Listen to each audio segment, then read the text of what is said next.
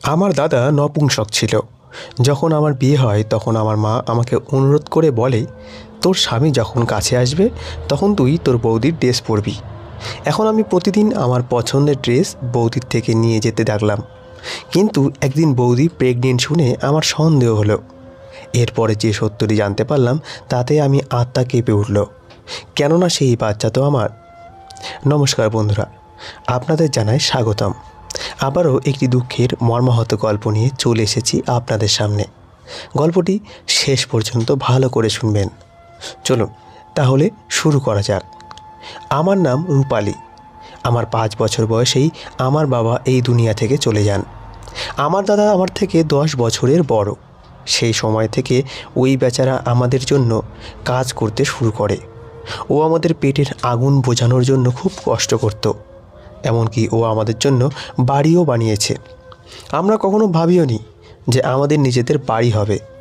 আজ আমাদের কাছে বাড়িও ছিল, আর একটা ছোট গাড়িও ছিল। আমার দাদার ব্যবসা ভালোই চলছিল, আর ও মানুষ হিসেবেও খুব ভালো ছিল।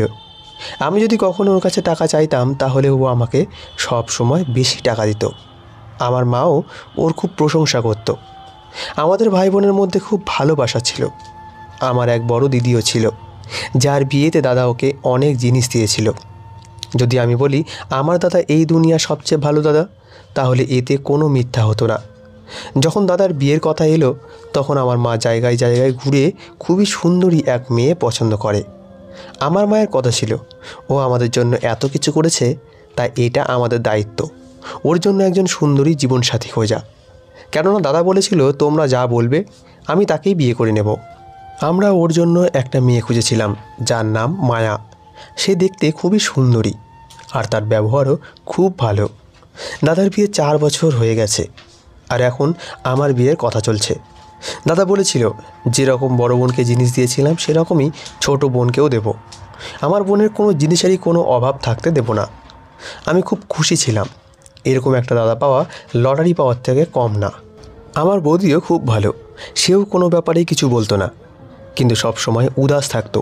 কেননা তাদের বিয়ের 4 বছর হয়ে গেছে, কিন্তু এখনও অবধি তাদের কোনো সন্তান হয়নি। আমরা বিভিন্ন জায়গায় চিকিৎসা করিয়েছি, কিন্তু তার সন্তান ছিল না। একদিন আমার মায়ের এক দিদি এলো, আর সে এসে বলল, তুই তো তোর ছেলের সাথে অত্যাচার করছিস। বেচারাকে একটা বন্ধ্যা মেয়ে এনে দিয়েছিস, যে এখনও একে সন্তানের সুখ দিতে পারেনি। তোর তো একটাই ছেলে, তাই এই বংশের প্রদীপ জ্বালিয়ে রাখার জন্য তোর ছেলের যদি ছেলে হয়ে যেত তাহলে কত ভালো হতো। এছাড়াও তোর ছেলে সন্তান হলে বেচারা সান্ত্বনা পেত। সেই বেচারা তো ছোটোবেলা থেকেই ইনকাম করতে শুরু করেছে। এছাড়াও আমাদের সমাজে যখন কোনো মেয়ের বিয়ে হয় তখন সবার আগে তাকে এই কথাটাই বলা হয় যে এখন তোমাদের সন্তান নিয়ে নেওয়া উচিত। এটা আমাদের সমাজের এমন একটা প্রশ্ন যেটা যে কেউ আপনাকে জিজ্ঞেস করতেই পারে। এমনকি রাস্তাতেও যদি আপনি কোনো মহিলার কাছে দাঁড়িয়ে থাকেন তখন সেও প্রথমে জিজ্ঞেস করে, তোমার কয় বাচ্চা?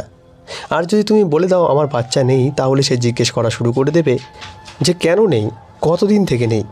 যদিও এটা মানুষের পার্সোনাল ব্যাপার, কিন্তু মানুষ এই নিয়ে প্রশ্ন করতে থাকে। শুধু তাই নয়, এরপর তারা লোকেদেরও বলে বেড়ায়, অমুকের বিয়ে 4 বছর পরেও তাদের বাচ্চা নেই, 10 বছর হয়ে গেছে তবুও তাদের বাচ্চা নেই। এরপরে লোক আপনাকে আপনার নাম ধরে না, বরং এটা বলে সেই যে যার বাচ্চা নেই। এই কারণেই সন্তান না হওয়া এই সমাজে অনেক বড় একটা সমস্যাও।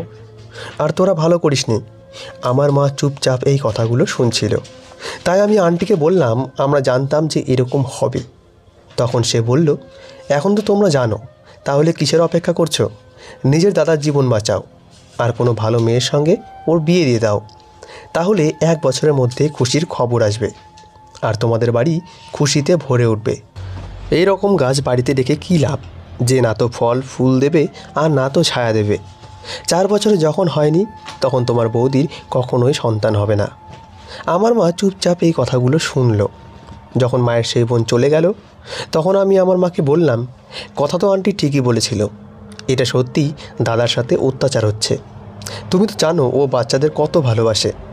যখন বড় দিদির মেয়ে আসে তখন দাদা ওকে কিভাবে গলা জড়িয়ে ধরে ওকে কোলে নিয়ে ঘুরে ফিরে বেড়ায়, আর ওর সমস্ত ইচ্ছা পূরণ করে। মানুষের কাছে অন্যের সন্তানের থেকেও নিজের সন্তান বেশি ভালো লাগে। আমার মা বলল, খবরদার যদি তুই এই ধরনের কোনো কথা বলিস, যদি তোর বৌদি তোর এই কথা শুনে নেয় তাহলে তার কতটা খারাপ লাগবে। আমি বললাম, খারাপ লাগলে লাগবে, কিন্তু এইটা কি মিথ্যা কথা? আমার বৌদি রান্না করে দাঁড়িয়েছিল, আর হয়তো এই কথাটা শুনে নিল, তাই সে কান্না করতে করতে সেখান থেকে চলে গেল। আর আমার মা আমার মুখের উপরে থাপ্পড় বসিয়ে দিল। আমি অবাক হয়ে মায়ের চোখের দিকে তাকিয়ে রইলাম। মা আমাকে বলতে লাগলো, বোকা মেয়ে, তোর বৌদির মধ্যে কোনো দোষ নেই, বরং তোর দাদারই বাচ্চা জন্ম দেওয়ার ক্ষমতা নেই, আর ও নিজেও এই কথাটা জানে না। তোর দাদা শান্তশিষ্ট আর পড়াশোনাও জানে না। আমরা ওকে রুটিন টেস্টের কথা বলে ডাক্তারের কাছে নিয়ে গেছিলাম। এই তো 4 মাস আগেই ডাক্তার আমাদের বলেছে যে তোর দাদার বাচ্চা জন্ম দেওয়ার ক্ষমতা নেই, আর তোর বৌদির একদম ঠিক আছে। কিন্তু তারপরেও বেচারি সব কিছু সহ্য করে চুপচাপ এই মানুষটার সাথেই জীবন কাটাচ্ছে। আর তুই চাস আমি এত ভালো একটা মেয়েকে বাড়ি থেকে বের করে তার উপরে অত্যাচার করে দেই? সমস্যা হলো, মেয়েরা বাজ হলে 1 মিনিটও লাগে না তাদের বাড়ি থেকে বের করে দিতে। কিন্তু যখন পুরুষদের মধ্যে এই সমস্যা হয়, তখন মহিলা বেচারি কারো কাছে এই কথাটা বলতেও পারে না। যা গিয়ে বৌদির কাছে ক্ষমা চা। আমি ভীষণ লজ্জায় পড়ে গেলাম। তারপরে গিয়ে বৌদির কাছে ক্ষমাও চাইলাম। বৌদির কাছে যখন ক্ষমা চাইলাম, তখন তিনি আমাকে ক্ষমা করে দিলেন। আমি বৌদিকে বলেছিলাম, আন্টি আমার মাথায় অদ্ভুত কথা ঢুকিয়ে দিয়েছিলেন, তাই আমি না বুঝে এই কথা বলে ফেলেছি। বৌদি বলল, কোনো ব্যাপার না, তুমি তো প্রথমবার এই কথা বলেছ, কিন্তু পাড়ার লোকেরা তো সব সময় এই কথা বলতেই থাকে। এই কথা শুনে শুনে আমার অভ্যাস হয়ে গেছে। আমি বললাম, তুমি চিন্তা করো না, আমি শুনেছি যখন মেয়েদের বিয়ে হয় তখন তারা প্রথম যে প্রার্থনা করে সেটা পূরণ হয়ে যায়। তাই আমার যখন বিয়ে হবে তখন আমি সবার আগে তোমার জন্যই প্রার্থনা করব। আমার বৌদি আমাকে ক্ষমা করে দিল। সে সত্যি খুব ভালো মনের মানুষ। কয়েকদিন পরে আমার বিয়ে হয়ে গেল। যে ছেলের সাথে আমার বিয়ে হলো সে দেখতে খুব হ্যান্ডসাম, আর ফ্যামিলিও খুব ভালো। আমার দাদা আমাকে এত জিনিস দিয়েছিল যে শ্বশুরবাড়িতে আমার সম্মান অনেক বেড়ে গিয়েছিল। আমার বৌদি দেখতে খুবই সুন্দর ছিল, কিন্তু চিন্তা আর টেনশনের কারণে তার সৌন্দর্যতা নষ্ট হয়ে যাচ্ছিল। তার মুখে সবসময় একটা দুঃখের ছাপ লেগে থাকতো। বাচ্চাদেরকে দেখলে তার চোখের জল চলে আসতো। বৌদি সব কিছু মুখ বুজে সহ্য করছিল, কিন্তু প্রতিটি মানুষেরই সহ্যের একটা সীমা থাকে। তার ভেতরে যে ঝড় তুফান চলছিল সেটা তাকে ভেতরে ভেতরে খেয়ে ফেলছিল। আমার বৌদি এমন মানুষ ছিল যে আমার দাদাকে কিছুই বলতে চাইতো না, কেননা তাহলে সেই ঝড় আমার দাদার ভিতরে চলে যেত, যে আগে থেকেই আমাদের জন্য অনেক কষ্ট করেছে। কিন্তু নিজেই বৌদি এমন আগুনে জ্বলছিল যেটা তার দিন দিন শরীর খারাপ করে দিচ্ছিল। এ কারণে আমার মায়ের বৌদিকে নিয়ে চিন্তা লেগে থাকতো। একদিন আমার মা আমাকে একটা অদ্ভুত কথা বলল, যদিও আমি সেই কথাটা ঠিকভাবে বুঝতে পারলাম না, কিন্তু যখন বুঝতে পারলাম তখন বুঝলাম কথাটা খুবই সাধারণ। মা বলেছিল, তোর সবে বিয়ে হয়েছে, আর বিয়ের প্রথম দিক খুব গুরুত্বপূর্ণ হয়। এই দিনগুলোতে পুরুষদের বুদ্ধি গাধার বুদ্ধির মতো হয়। এই সময় তারা বউ ছাড়া আর কিছুই দেখতে পায় না। আমি বললাম, তাহলে তুমি কি বলতে চাও? আমি কি করব? তখন আমার মা আমাকে বলল, দেখ, প্রথমত এই যে কথাটা তোকে বলছি সেটা কাউকেই বলা চলবে না। যখন তোর স্বামী তোর কাছে আসতে শুরু করবে বা যখন তোর ঘরে আসবে, তখন তোকে নিজের বৌদির ড্রেস পরে থাকতে হবে। আমি হতবাক হয়ে গেলাম আর মাকে বললাম, এটা কী ধরনের কথা বলছো? এতে কি হবে? আমি বৌদির ড্রেস পরে কেন থাকবো? আমাকে কি আমার ড্রেসে আমার স্বামী ভালো লাগবে না? কিছু একটা চিন্তা করে মা বলতে লাগলো, কেননা তোর বৌদির কাছে অনেক ভালো ভালো ড্রেস আছে, সেগুলো পরলে তোকে খুবই সুন্দরী লাগবে, আর তুই নিজের স্বামীর হৃদয়ে নিজের একটা আলাদা জায়গা বানিয়ে নিতে পারবি। পুরুষ সবসময় পুরুষই থাকে, তারা সৌন্দর্যে ভালোবাসে, তাই সৌন্দর্য বাড়ানোর জন্য মেয়েদের সুন্দর ড্রেস পরতে হয়। তোর বৌদি তো সেলাইও জানে, সে নিজের ড্রেসকে কত সুন্দর করে সেলাই করে, আর তোদের দুজনের গায়ে একই ড্রেস খেটেও যায়। তাই তুই তোর বৌদির কাছ থেকে প্রতিদিন একটা করে ড্রেস নিয়ে যাবি। যদি তোকে তোর বৌদি কারণ জিজ্ঞেস করে তাহলে তাকে এই কথাটাই বলবি, বাকি সব কিছু আমি সামলে নেব। আমার মায়ের এই কথাটা শুনে আমি অবাক হয়েছিলাম। মা কি সামলাতে চায়? তাহলে কি বৌদি আমাকে ড্রেস দিতে না করে দিবে? মা বলল, না, হয়তো তোর বৌদির অদ্ভুত লাগতে পারে, তাই আমি ওকে বুঝিয়ে দেব। এমনিতেও তোর বৌদি খুব ভালো, আমার সমস্ত কথাই মেনে নেয়। তাই তুই অন্য কিছু চিন্তা না করে তোর বৌদির ড্রেস পরে নিজের স্বামীর সঙ্গে সুন্দর সময় কাটা। আমি বললাম, ঠিক আছে, কোনো ব্যাপার না, এমনিতেও বৌদির কাছে অনেক সুন্দর সুন্দর ড্রেস আছে। এরপরে আমি বৌদির কাছে গিয়ে বললাম, আমার তোমার 1 জোড়া ড্রেস চাই। বৌদি না করলো না, আর বলল, আলমারি তোমার সামনেই আছে, যেটা যেটা নিতে ইচ্ছা হয় নিয়ে যাও। আমি জানতাম যখন আমি প্রতিদিন ড্রেস চাইতে আসব তখন সে অবশ্যই না করে দেবে, কিন্তু মা বলেছিল যে সে বাকি সব কিছু সামলে নেবে। আজকাল মায়ের ব্যবহার খুব বদলে গেছে। সে বৌদির সাথে সবসময় ধীর গলায় কথা বলতে থাকতো। একবার তো আমি এটা দেখে অবাক হয়ে গেলাম যে বৌদি ঘরের মধ্যে মা আর বৌদি দুজনে কিছু একটা নিয়ে লড়াই করছিল। ঠিক লড়াই তো করছিল না, কিন্তু আমার মনে এরকম হচ্ছিল যে ব্যাপারটা খুব গম্ভীর আর এটা আমাকে নিয়েই হচ্ছে। যখন আমি ভেতরে ঢুকলাম তখন দুজনেই চুপ হয়ে গেল। আমার বৌদির চোখে জল ছিল। তা দেখে আমি বললাম, কি ব্যাপার? তখন আমার মা বলল, কিছু না, আজকে প্রথমবার একে বকে দিয়েছি, তাই রেগে গেছে। প্রত্যেক সন্তান তার মাকে চেনে। আমিও আমার মাকে চিনতাম। আমি নিশ্চিত বুঝতে পারছিলাম আমার মা মিথ্যা কথা বলছে।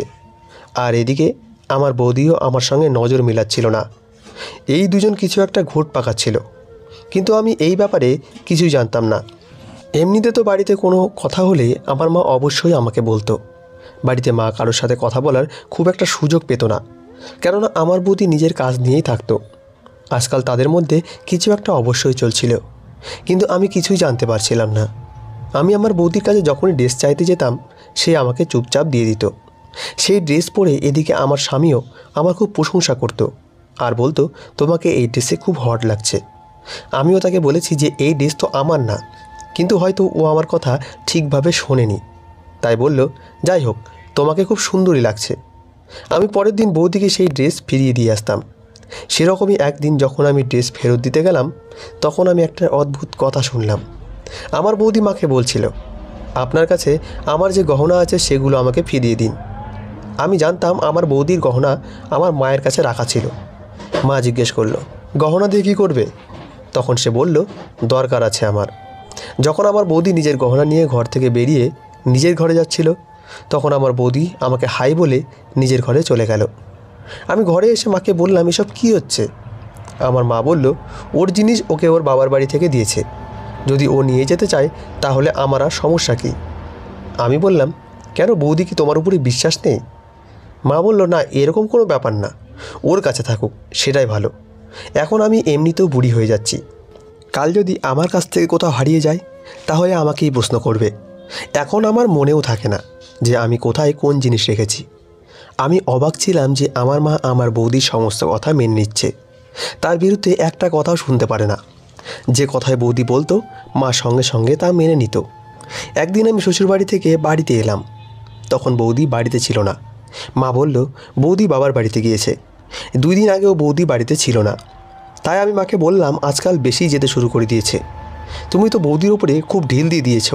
4 বছর অবধি তো সে তোমার সব কথাই মানত, তোমার কাছে জিজ্ঞেস না করে কোথাও যেত না, কিন্তু এখন আমি যখনই আসি সে বাড়িতে থাকে না। আর এখন তুমি বলছো ও বাবার বাড়িতে গিয়েছে। আমি শ্বশুরবাড়ি থেকে আসি যে চলো ক্লান্ত হয়ে বৌদির কাছে গিয়ে একটু আরাম পাবো, কিন্তু আজকাল বৌদিকে বাড়িতে পাওয়াই যায় না। আর তুমিও তাকে নিষেধ করো না, যেদিন আমি আসি সেদিন তো তাকে বাড়িতে থাকতে বলতে পারো। আমি বুঝতেই পারিনি যে কখন আমি এমন হয়ে গেছি আর নিজের বৌদির পেছনে কথা বলা শুরু করে দিয়েছি। যেদিন থেকে আমার বিয়ে হয়েছে সেদিন থেকেই আমার ভেতরে একটা অদ্ভুত জিনিস এসে গেছে আর আমি এই ধরনের কথা বলতে শুরু করে দিয়েছি। মায়ের কথা ছিল, আমি তোর বৌদিকে খুব বেশি বাধা দিতে পারবো না, কেননা দোষ ওর ভিতরে নয়, বরং আমাদের ছেলের মধ্যে।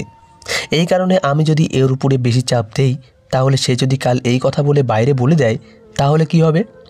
আমি বললাম, সে কি এরকম নাকি যে সবাইকে ওর কথা বলে বেড়াবে? মা বলল, তুই ওর পেছনে কেন পড়ে গেছিস, তুই তো নিজের কথা বল। এরপরে আমি নিজের কথাই বলছিলাম, তখনই হঠাৎ আমার মাথা ঘুরতে লাগলো আর আমি পড়ে যাচ্ছিলাম। মা আমাকে ধরে নিল আর আমাকে বসতে বলল। এরপরে আমি জল খেলে আমার শরীর কিছুটা ঠিক হলো। আমি খুশি ছিলাম যে আমি মা হতে যাচ্ছি। আমার স্বামীও এই খবরে খুশি হবে। বাড়ি আসার সময় মা আমাকে মিষ্টি খাওয়ানোর সাথে সাথে শ্বশুর বাড়িতেও পাঠিয়ে দিল। এই খবর শুনে এ বাড়ির সবাই খুব খুশি হলো। এরপরে যখন এই খবর আমি আমার বৌদিকে শোনালাম তখন সেও খুব খুশি হলো, কিন্তু আমার হৃদয় একটা অদ্ভুত চিন্তা ছিল। আমি ভয় পাচ্ছিলাম আমার বৌদির নজর আমার উপরে না লেগে যায়। এটা নয় যে সে আমার উপরে নজর দেবে, কিন্তু কখনো কখনো না চাইতেও নজর লেগে যায়। আমার বিয়ে সবেমাত্র 2 মাস হয়েছে আর এত কম সময়ের মধ্যেই আমি এই খুশির খবর পেয়ে গেছি। এদিকে আমার বৌদির বিয়ে এখন 5 বছর হতে চলেছে, কিন্তু এখন অবধি তার কাছে কোনো খুশি ছিল না। এরকম অবস্থায় মানুষের হৃদয় থেকে দীর্ঘ নিঃশ্বাস বেরিয়েই যায়। যদিও আমার মা বলেছিল যে আমার বৌদি এরকম নয়। আমি আমার মায়ের কথা বুঝতে পারতাম না। কখনো সে বৌদির ব্যাপারে কিছু বলতো, আবার কখনো বলতো সে খুবই ভালো মানুষ। আমার এক বান্ধবী ছিল যার সাথে আমি এই সমস্ত কথা ডিসকাস করতাম, কেননা মা বা বৌদির সাথে এসব কথা ডিসকাস করা সম্ভব ছিল না। আমার বান্ধবী বলল, হয়তো তোর মা তোর বৌদির পক্ষ এই কারণেই নিচ্ছে কেননা তোর দাদার মধ্যে কোনো দোষ আছে। আমি বললাম, যদি দাদার মধ্যে দোষ থাকে তাহলে সে তাকে ছেড়ে চলে যাক। আমার দাদার জন্য সে কেন নিজের লোকসান করবে? আমার বান্ধবী বলল, তারপরে তোর বৌদিকে কে বিয়ে করবে? এই কারণে সে ছেড়ে যেতে পারছে না। ডাক্তার আমাকে শুরুতে কিছু ওষুধ দিল আর বলল, এগুলো সময় মতো সব অবশ্যই খেয়ে নেবে, না হলে বাচ্চার অসুবিধা হতে পারে।